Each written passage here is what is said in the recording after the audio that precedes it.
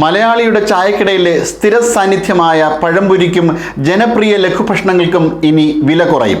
GST പരിഷ്കരണത്തിന്റെ ഭാഗമായി നികുതി ഘടന 2 സ്ലാബാക്കി ചുരുക്കിയതിനെ തുടർന്ന് പഴംപൊരിയുടെ വിലയിൽ 10% വരെ ഇടിവ് വരുമെന്നാണ് പ്രതീക്ഷ.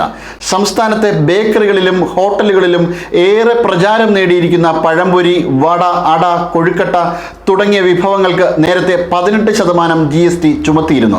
എന്നാൽ കഴിഞ്ഞ GST കൗൺസിൽ യോഗത്തിലാണ് ഇവയെ 5% സ്ലാബിലേക്ക് മാറ്റാൻ തീരുമാനിച്ചത്. ഇതോടെ വിലയിൽ പൊതുജനങ്ങൾക്ക് നേരിയ ആശ്വാസം ലഭിക്കുമെന്ന് വ്യാപാരികൾ പറയുന്നു. അതോടൊപ്പം മുൻപ് 12% സ്ലാബിൽ ഉണ്ടായിരുന്ന മിക്സ്ചർ, വേഫറുകൾ പോലുള്ള ഉൽപ്പന്നങ്ങളും ഇനി 5% സ്ലാബിലേക്ക് മാറും. ഇതിലൂടെ ഈ ഉൽപ്പന്നങ്ങളുടെയും വില കുറയും. ലഘുഭക്ഷണങ്ങളുടെ വിലയിൽ നേരിയ കുറവ് വന്നാൽ സാധാരണ ജനങ്ങൾക്ക് സാമ്പത്തികമായി ചെറിയ ആശ്വാസമുണ്ടാകും. പ്രത്യേകിച്ച് സാധാരണക്കാരൻ്റെ ചായക്കട ബില്ലിൽ കുറവ് വരുന്നതിലൂടെ ജനജീവിതത്തിൽ നേരിയൊരു പോസിറ്റീവ് മാറ്റം ഉണ്ടാകുമെന്ന് കരുതപ്പെടുന്നു.